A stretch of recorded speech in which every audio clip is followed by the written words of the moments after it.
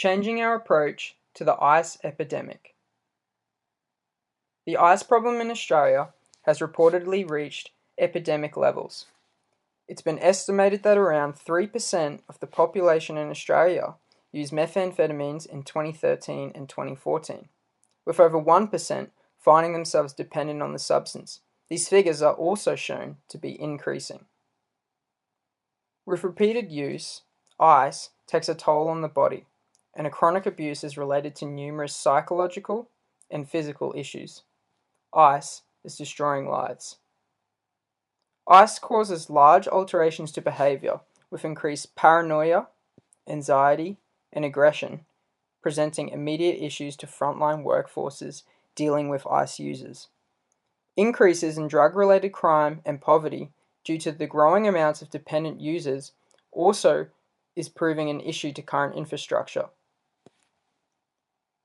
Rapid large-scale increase in policing of the supply of ice would seem the obvious response to many, but pouring more resources into an avenue which has historically failed to make headway in drug issues would evidence a failure to learn from the past for the Australian government.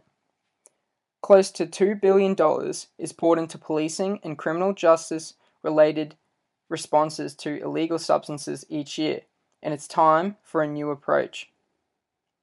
A new ice control strategy must maintain drug policing while employing more evidence-based approaches. There is strong consensus within the discourse that there needs to be more education, community support for users, and better training and investment for professionals, rather than the continued investment into the policing of drug supply. The earlier the exposure, the more likely drug use will be particularly harmful. Increasing awareness of the various dangers and consequences of addictive substances at an early age will play a pivotal part in drug prevention strategies.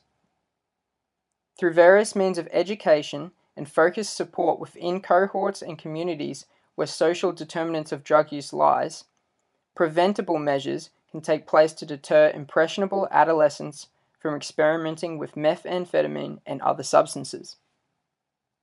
It is essential that steps are taken to increase education and awareness to break the cycle of punishment of low-level drug users who continue to be incarcerated.